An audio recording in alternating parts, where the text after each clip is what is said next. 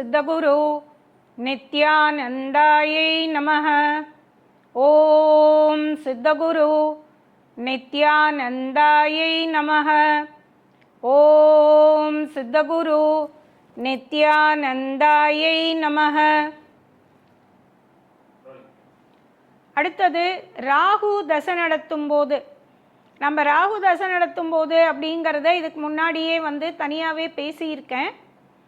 இருந்தாலும் திருப்பி ராகு தசை நடத்துகிறான்னா முடியறவங்க டெய்லியே அன்னன்னிய ராகுகால விளக்கு ஏற்றுங்க. ரொம்ப விசேஷம். அது என்ன ஆட்டம் போடுறது அப்படின்னாலும் சின்ன பசங்களுக்கு ராகு தசை வந்துட்டால் சமாளிக்க முடியாது. ரொம்ப பசங்க உங்களை தொல்லை பண்ணுவாங்க. அப்போது டெய்லி ராகுகால விளக்கு ஏற்றும் போது உங்களுக்கு அதுலேருந்து ரிலீஃப் கிடைக்குது.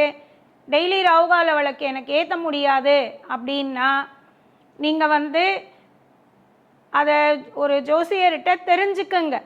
எந்த வீட்டில் இருக்கார், எந்த நட்சத்திர சாரத்தில் இருக்கார், அவர் நல்லது பண்ணுறதுக்கு இருக்காரா, என்ன ஏதுங்கிறத மட்டும் கொஞ்சம் தெரிஞ்சுட்டுருங்க. தெரிஞ்சுன்ட்டு நீங்கள் நாகத்தோட அம்மன் யாரோ அந்த அம்மனை நீங்கள் அந்த நாட்கள் மட்டும் பார்க்கலாம்.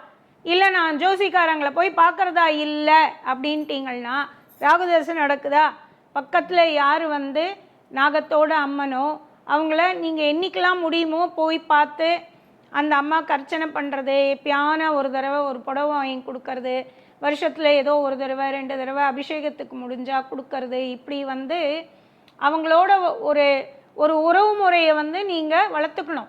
நீங்கள் நிறைய அந்த அம்மாவோட பேசணும். ஏன்னா கோவிலுக்கும் போக முடியாது அப்படின்னு சொல்கிறீங்களா, நாகத்தோட அம்மனுடைய ஃபோட்டோ, கருமாரி அம்மன் அந்த மாதிரி தலைமையில் நாகம் இருக்கிற அம்மனுடைய ஃபோட்டோ வச்சுக்கிட்டு டெய்லி காலையில் நீங்கள் அவங்களுக்கு ஒரு விளக்கை ஏற்றி வச்சு ஏதாவது ஒரு நைவேத்தியம் பண்ணலாம். கல்கண்டு வச்சா கூட போதும். எனக்கு அந்த நாகத்தோட அம்மனை வழிபாடு பண்ணலாம். இல்லை கடையில் 5 தலை நாகம் ஒரே தலை நாகம் இருக்கும், அந்த 2மே வாங்கிக்கோங்க. 5 தலை இருக்கிறது ஆக்சுவலாக கேத்து, பட் பரவாயில்ல, 2த்துக்குமே நீங்கள் பண்ணலாம். 5 தலை நாகம் ஒத்தையாக இருக்கிறது ஒரே தலை இருக்கிறது ராகு. அந்த ராகு கேத்துக்கு கொஞ்சம் பால், ஒரு 4-5 ஸ்பூன் முதல்ல தண்ணி, அடுத்தது ஒரு 4-5 ஸ்பூன் பால், அதுக்கப்புறம் திருப்பி தண்ணி எடுத்து தொடச்சிட்டு சந்தனம் குங்குமம் வச்சுட்டு அவங்களுக்கு ஏதாவது ஒரு நைவேத்தியம் பண்ணிட்டு போயிடலாம். இது ரொம்ப ஈஸியான வழி. நான் சொல்கிறது எல்லாமே ஒரு ஈஸியான வழி தான் நான் உங்களுக்கு சொல்கிறேன். உங்களை எங்கேயும் போக சொல்லலை. பக்கத்தில் கோவில் இருந்தால் போங்க. போக முடியலன்னா வீட்லேயே அந்த அம்மா படத்தை வச்சுக்கிட்டு அந்த அம்மாவோடவே பேசுங்க, சொல்லுங்கள், தெரியப்படுத்துங்க, என்ன வேணுமோ வேண்டிக்குங்க. அதுவும் முடியலையா நீங்கள் ஒரு சின்ன நாகம் வாங்கி வச்சுக்கிட்டு நீங்கள் அந்த நாகத்துக்கு அபிஷேகம் பண்ணிக்கிட்டு வந்தாலும் உங்களுக்கு அது சிறப்பாக இருக்கும். ராகுவனுடைய தாக்கம் குறையும். அவன் யோகக்காரகனாக இருக்கிற பட்சத்துக்கு ராகுவை போல கொடுப்பவர் கிடையாது. அள்ளி அள்ளி கொடுப்பார், பெரிய நன்மைகளை கொடுப்பார். அதே மாதிரி கெடுபலன் கொடுக்கக்கூடியவரும் நம்ம அந்த அம்மாவையே வேண்டதுனால அங்கே கட்டுப்பட்டிருக்க நாகம் கண்டிப்பாக உங்களுக்கு அந்த கெடுபலனை வெகுவாக குறைச்சி கொடுத்துருவா. கவலையே பட வேண்டாம். அடுத்தது கேத்து. கேத்துக்கு அதிபதி விநாயகர்.